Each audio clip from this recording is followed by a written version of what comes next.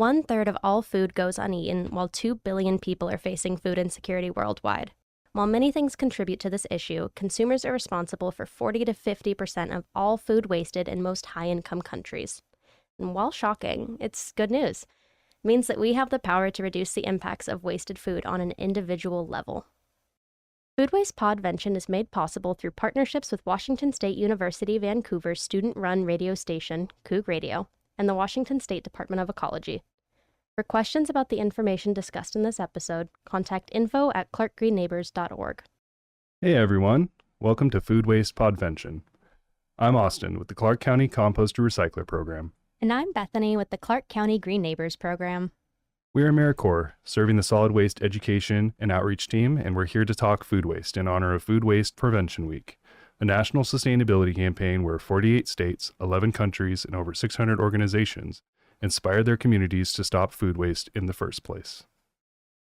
Tune in to hear our experts speak. It's Food Waste Prevention Week. I'd like to introduce our guest speaker for this episode, Sare Campbell, who is an AmeriCorps member for the Solid Waste Environmental Outreach Team for the 22-23 year. Saré has a bachelor's degree in earth science from Montana State University.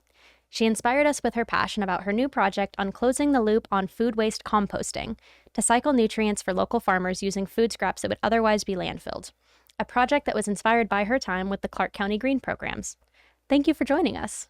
Thanks for having me. So, Saré, tell us a bit more about yourself and what you've been cooking up. Thank you. First, I'd just like to say, as an AmeriCorps alumni, I am so proud of all the work you guys have done to create this podcast. I am so excited to be here. Thank you so much. We are so happy to have you here, Saré. As you said, my name's Saré.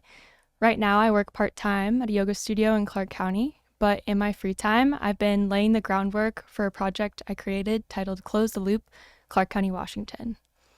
The overall idea of this project is for it to be replicable in counties across the state, but ultimately, as other states create laws around organic separation, it can be replicated around the country. Let's go national! The project itself is a series of workshops about compost in agriculture, the basics of soil science, and community discussions about our current organic waste system.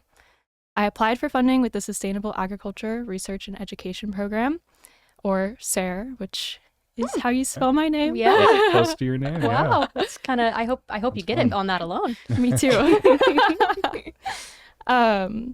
But to apply for this grant, I united a team of experts ranging from program directors and soil scientists with the Washington State Department of Agriculture, program directors with our local conservation district, a local farmer and farmers market director, the Washington Tilth Alliance, and within the private sector, employees and managers of some of our local waste companies and compost facilities. The overall goal of the project is to provide localized, free education to our rural farming community in Clark County, to connect farmers to funding opportunities, and to unite the people who do the work to create these circular economies in Washington. I think it's really important to give farmers the opportunity to ask questions to the most knowledgeable people about compost and organic separation. Could not agree with you more. Oh, that was great. Thanks, Saré. Yeah. So, I was actually kind of curious, how did you discover the need for this project within the county? I love this question because the idea and the thought behind Close the Loop is not an original one. I just took it and ran with it. It all goes back to my AmeriCorps with the Solid Waste Environmental Outreach Team at Clark County. I was lucky enough to attend a joint meeting between the government and the private sector, which, as a side note, I think something that's really interesting and fascinating about the solid waste system is that each county or jurisdiction is comprised of a different set of private and public shareholder agreements. Like, I have a friend who lives in Spokane, and their transfer stations and waste system are entirely owned and operated by the government, whereas here, our transfer stations are privately owned, but the government operates the codes and restrictions. But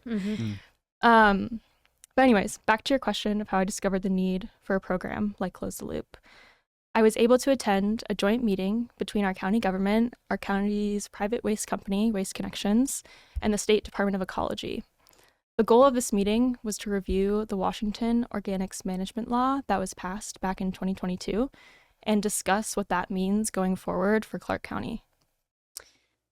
During this meeting, one of our colleagues, Meg Johnson, who personally partakes in small-scale farming, and she now works with the city. Hey, Meg. If you're listening, you're really awesome. Thanks for doing everything you do with City of Vancouver. Seriously. And Meg raised her hand and asked about farmers being included in these discussions about food waste separation.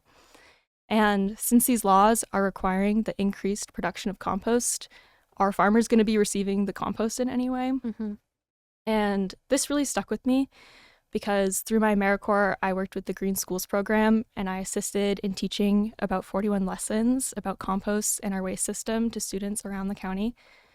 And every day, all the time, I was telling kids that not only is there an incentive to separate organics to reduce methane emissions from our anaerobic landfills, but there's an incentive to separate organics to recycle the nutrients from our food back into our soils, back into our food. And Meg's comment really got me thinking, am I teaching kids something that's true? Is this compost really going to get back to our food system? So after that, I did some research and I looked up some agricultural census data. And as of 2017, less than 5% of reporting farms in Clark County practice no-till and cover cropping, and less than 1% farm organically. To me, this stated a need for, first of all, a conversation, and second, a need for some science education. The census data clearly laid out to me that our government ideals and top-down laws and what's actually happening on the ground are not yet in alignment. And thus, Close the Loop was created. You know, the first time I ever heard you speak about this project, I was blown away by your enthusiasm to take on something that it has such a wide scale. I mean, like you said, this could be applied to many counties, many states. So, I mean, congrats for one, for doing this work and finding this loop, this, overarching system which we can continue to make better. So with that being said, I was curious, what are some of the barriers that farmers are facing towards adopting this closed-looped method? And do you know any of the historical context for why these issues arose in the first place, why we haven't been doing this? For sure. As part of the background research for Close the Loop, I read an economic report on regenerative agriculture, and it was conducted by Boston Consulting Group and One Planet Business for Biodiversity. In their study, they spoke directly with 100 row crop farmers in Kansas using all different farming methods, including conventional, regenerative, and farmers in transition from conventional to regenerative. This study found that overall, transitioning from conventional ag, like using tilling, synthetic fertilizers, etc., to regenerative agriculture practices, like cover cropping, applying compost, etc., can increase their profits by up to 120%. Yeah. Wow. Yeah. Wow. Yeah, that's amazing. But there is an initial 3 to 5 year transition period with risks and losses. Mm-hmm. Building soil health and soil biodiversity takes time to recover. And a lot of farmers see a decline in crop yields during these initial years of transition, leading to a decline in profit.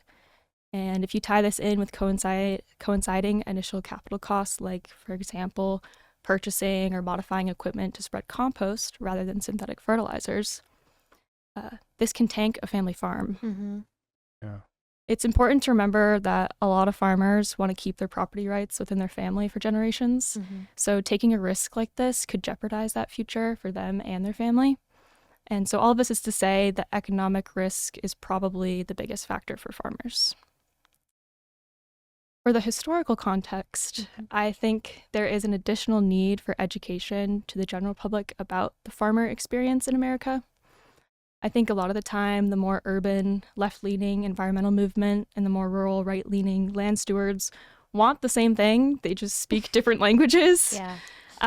And most of the time, everyone wants to protect and care for our land. Mm-hmm. Historically, legislation and requirements for the environmental movement have hurt small-scale farmers economically. It is really important to consider the perspectives and support small-scale family farms, especially because it's easier to implement these regenerative circular systems on a smaller scale.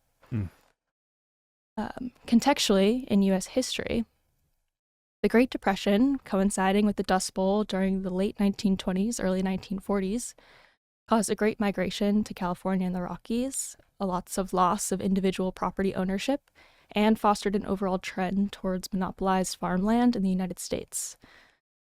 From the USDA Ag and Food Statistics, Charting the Essentials, published back in February 2023, there's a chart on page 11 showcasing the number of farms, the average acreage of farms, and the amount of total land in agriculture compared to time in the United States. In the last 100 years, there has not been a change in the total number of U.S. acres used for agriculture. However, from 1935 to 1974, there was a 65% decrease in the number of farms, or in other words, a 65% decrease in the number of farm owners. At the same time, there was about a 240% increase in the acreage size of farms. All of this translates to being there is less small, individually owned farms and more 400-acre plus farms owned by fewer people. This chart really highlights what type of pressures small family farms are up against in the U.S., and it's a lot easier for a monopolized 400-acre farm to handle the economic blow of some of those environmental policy changes, but a little less simple for the budgets of those small farms. When we are voting and considering new legislation, it's really important to understand the needs and benefits of these small-scale, diversified farms. It's so much easier. They can make their own compost, for instance. They can be more connected to their local resources to get compost, things like that. So it's important to support our small farms. Oh, yeah, definitely agree with that. Mm-hmm. So I was kind of curious. I don't know if you're going to talk about this going forward, but so mentioning that there's like a 3 to 5 year turnaround when transitioning to using natural compost versus like, manufactured fertilizer. Have you come up with any like ideas or like small solutions that you're able to kind of market towards these small farms? I was just curious. That's a great question. The USDA and the Washington Organics Management Law did cover that a little bit, which is so great and wonderful that they're even considering that in the legislation. As part of the requiring for businesses to start composting in Washington, they had to create a compost reimbursement program for farmers. So you can apply and you can get up to $10,000 reimbursed for 50% of costs to either, it can go towards getting compost, the cost of compost, getting equipment, paying labor to spread it. Any of those things can be covered. And that's to incentivize farmers to try to switch, given that doesn't necessarily cost the covers for 3 to 5 years, but it's a great start. Yeah. Another recommendation by that report with the Boston Consulting Group is changing some systems, which is never easy to do, but crop insurance is one. There's also potentially ways for people who lease land to contract with their landowners to maybe let them have some profit losses for 3 to 5 years to know that they're improving the environmental quality of their land, things like that. So those are kind of some of the ideas for now, but definitely more needs to come. I mean, I guess my first thought when I heard about that too was, if it's too much of a big blow right at the, if you transition all at once, granted it would depend on how much land you have, but do you think it would be possible to say like transition one part of the farm first so it kind of minimizes the blow? Yes. And then transition the other half later? I do. I think it doesn't have to be halves. I think that's a great idea. There's a group of people too with the North Dakota State University and their natural resource program. They have a podcast called Soil Sense, which I highly, highly recommend. I've heard about that one actually. After you listen to all 5 episodes of this podcast, of course. Yes, that's true. And they do encourage people to do that because there's also lots of contextual things, right, as well, like climatic. We get a lot of rain here. There's other parts of the country that don't get rain all winter. They get snow or they don't get any precipitation. Things like rain, your soil quality, what's it made of? So that's where like geology comes in, soil science comes in. If you have a lot of sand, that might change how your soil builds organic matter content. So it's all super contextual as well. So they encourage people to kind of experiment, like you said, and just take one field and try to do it on one field. It can just be hard sometimes, I think, with the budgeting of it, because then you're kind of buying two methods rather than just having one method.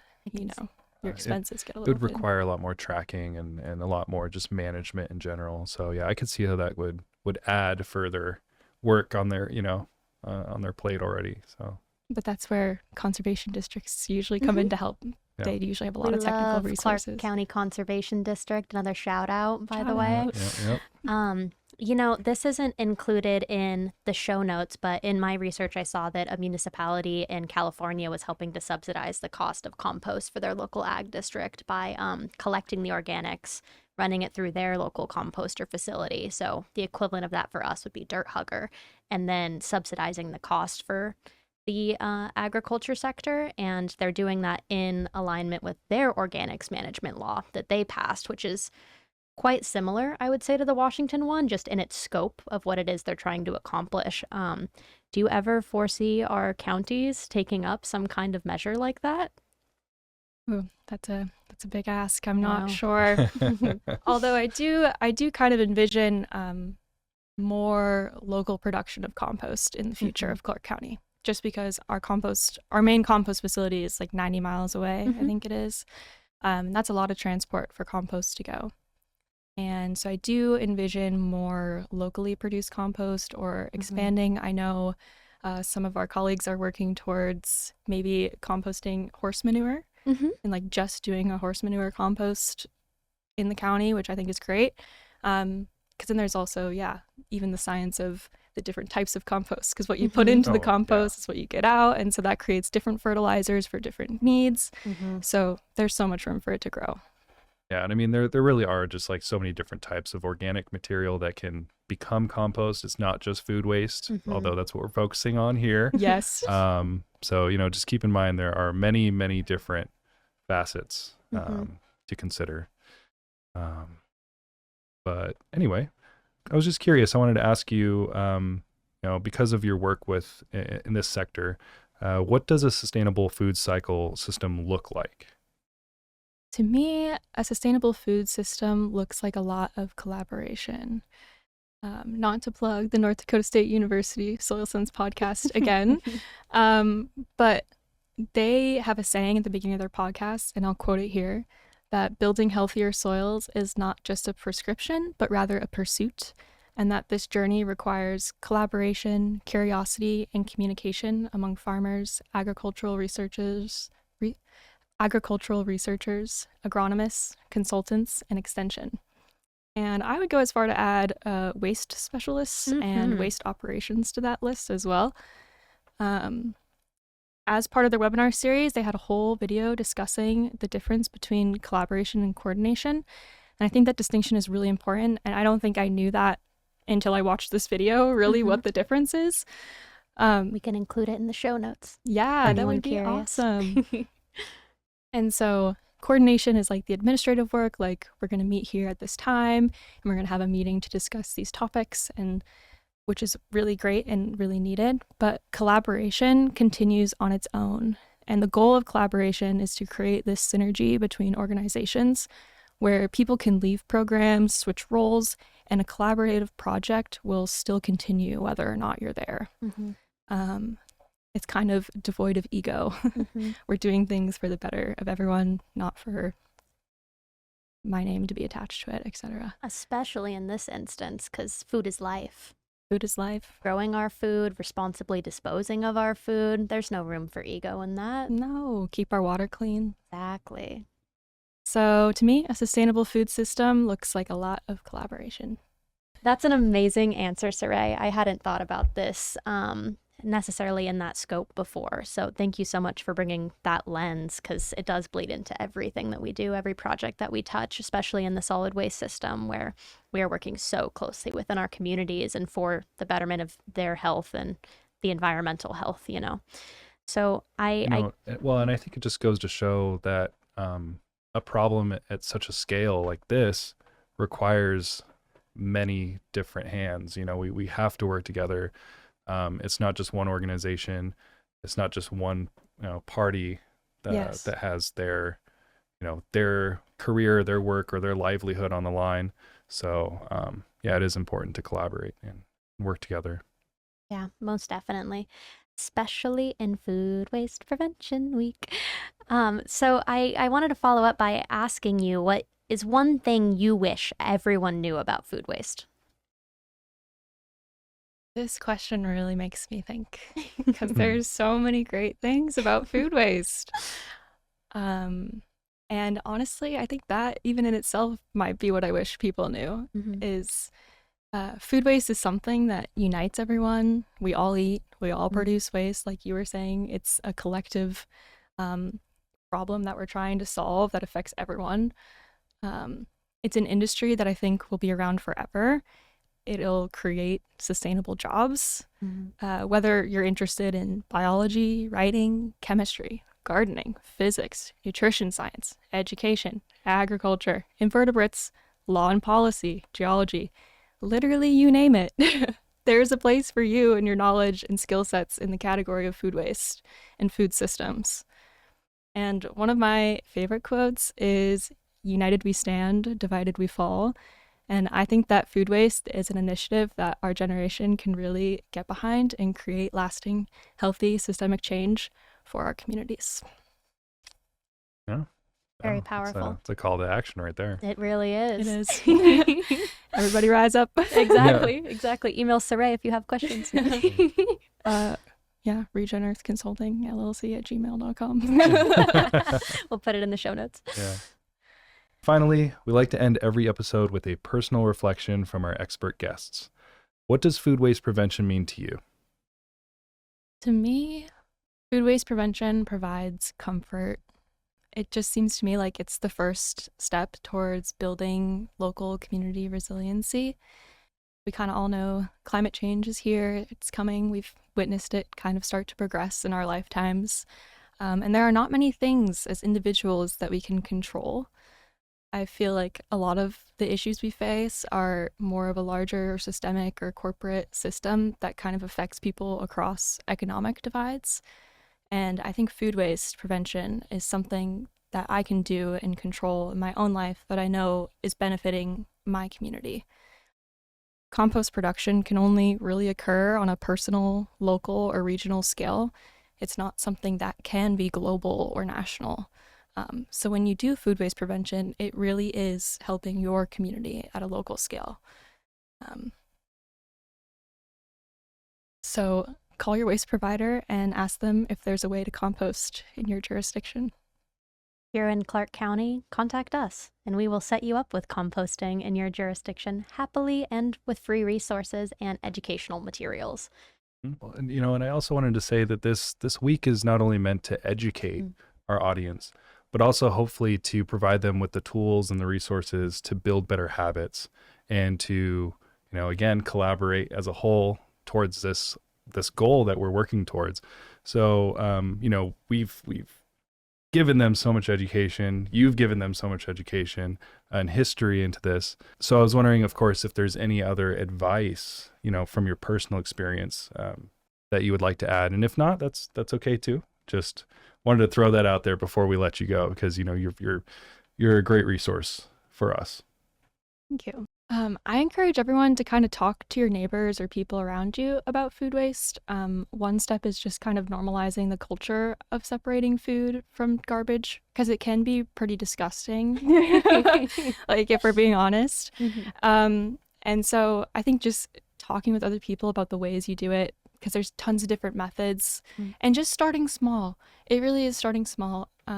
My personal favorite method, if you don't have curbside composting and you're doing something like backyard compost, worm bin type of thing, putting your food scraps in the freezer and storing them in the freezer as you save them up, it reduces the smell and it doesn't fester bugs or anything like that when you freeze it.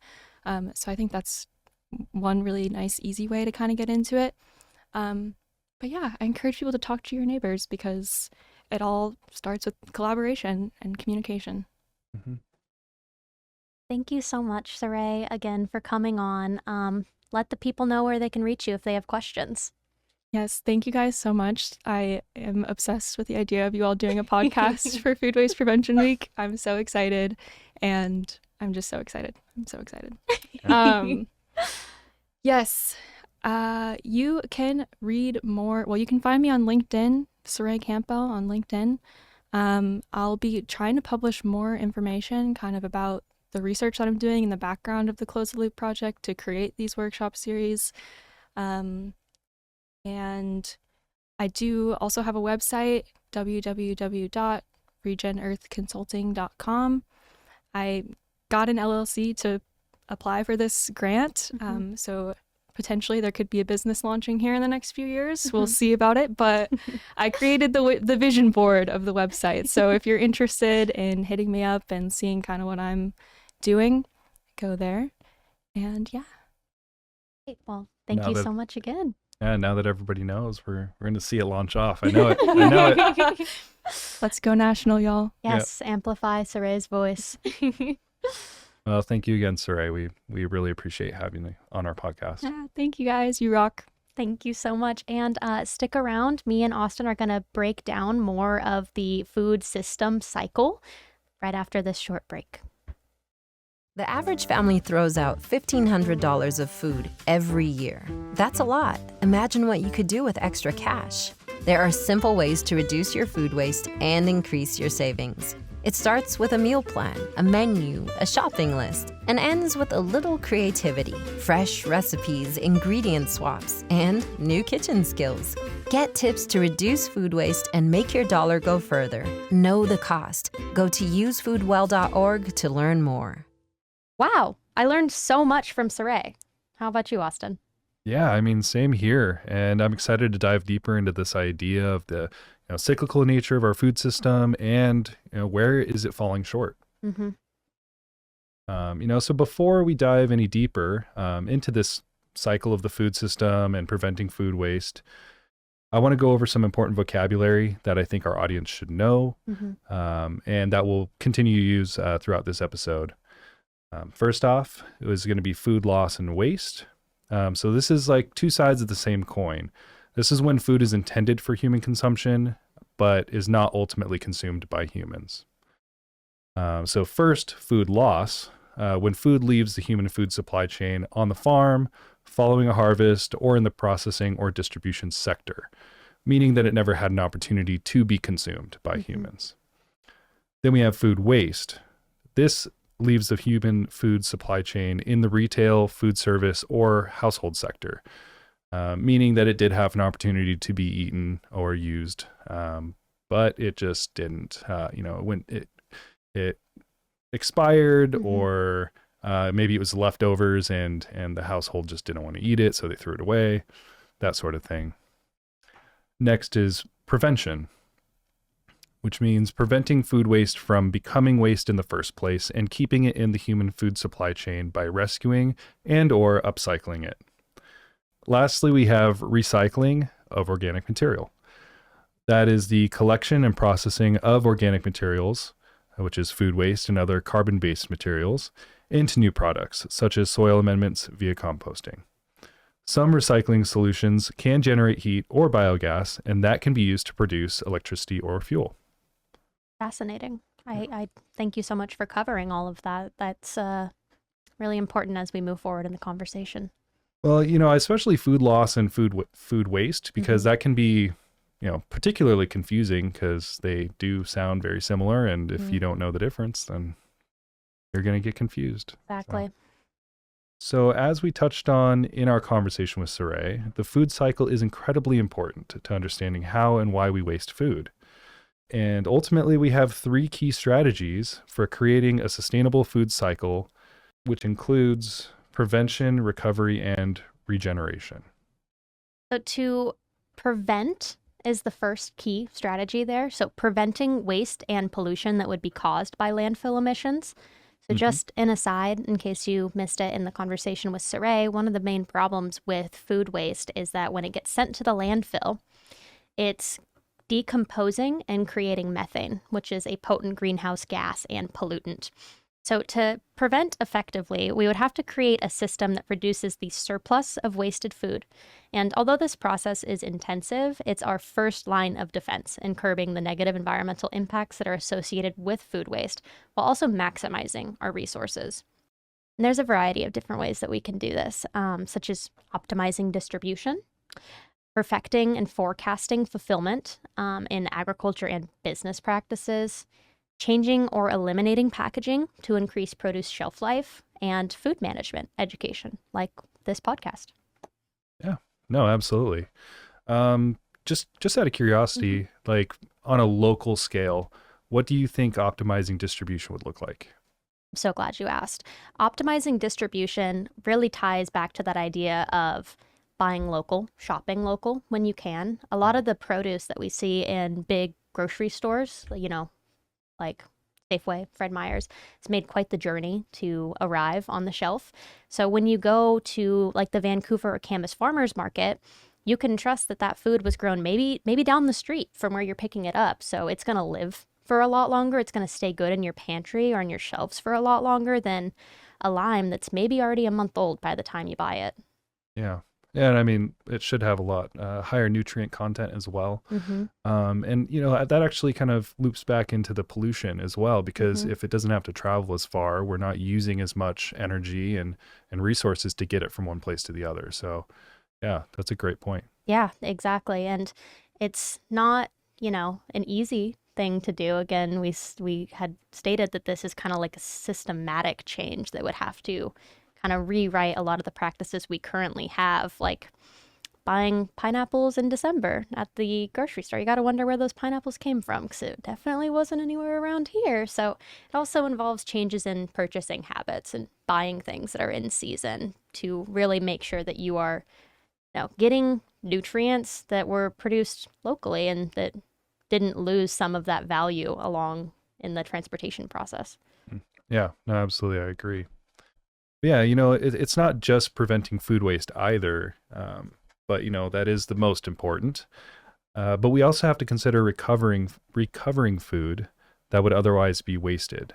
And this typically looks like distributing products and materials at their highest value, which is, make use of the product before it needs to be cycled back into the ground.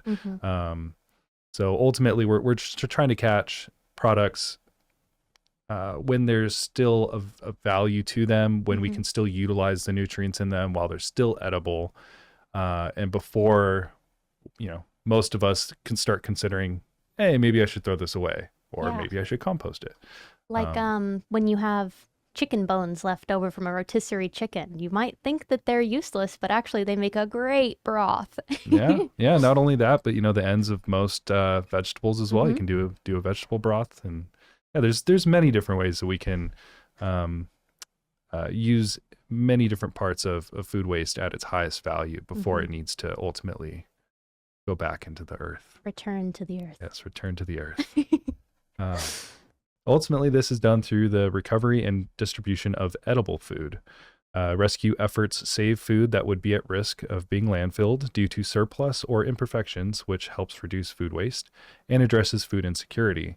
A topic we'll be covering more in depth in episode 2. Looking forward to it. Whole foods that can't be rescued should be saved and repurposed. And this can be done by upcycling food byproducts into animal feed, Chickens compost. are hungry. Chickens are always hungry. They are. Well, as many other farm animals. Exactly. Chickens particularly, though. Yeah, they have a good big stomach on them. But, we can also upcycle it into compost, which then, that nutrient-rich compost goes back into the earth and back into our food. And it's just, we're going back to that closed system, that food cycle that we love so much. And lastly, digestate and biogas can also be created from anaerobic digestion. And for those of you who don't know what anaerobic digestion is, it is the breakdown of organic materials in a system that lacks oxygen. And this ultimately, this relates to our landfill systems because those are anaerobic systems. And so that will produce a methane emissions, which, isn't great. We really don't like those. With methane capture, you can use that as an energy source. And the best example I have of this is with our composting facility that we use in Clark County at Dirt Hugger. So as they're letting these organic piles decompose, they're actually capturing the methane that it's producing and using that to heat their facility. Wow, that's So, fantastic. Yeah, Okay. it's a closed loop in itself. Yeah. Well, that would be nice if most of our systems could do that, but sadly they are not. And a lot of our landfill systems are very ineffective currently. It's another thing we need to focus on and improve. Yeah, so don't send your food to the landfill in the first place. Yeah. But the biggest message we're trying to send here is just make the most out of every ounce of our food and keep it out of the landfill. Yeah. And then less so on the individual scope, which is a majority of what we'll be talking about throughout this podcast. So on more of the agricultural side, this touches back on what Saré was talking about, but the use of regenerative farming practices is also vital to this system to deter food waste in the system at large. So using compost that is rich in nutrients is a regenerative practice. Using a variety of crops, cover crops, and other methods that maximize soil health. And as Saré discussed, this is vital because healthy soils are needed to aid in the carbon cycle and help with climate resilience. So this is really a foundational portion of these key strategies. And when considering these strategies, if they are successfully implemented, a sustainable food cycle, such as the one Saré hopes to create, can reduce up to 58% of landfill methane emissions released into the atmosphere, which is also roughly 8% of total greenhouse gas emissions produced.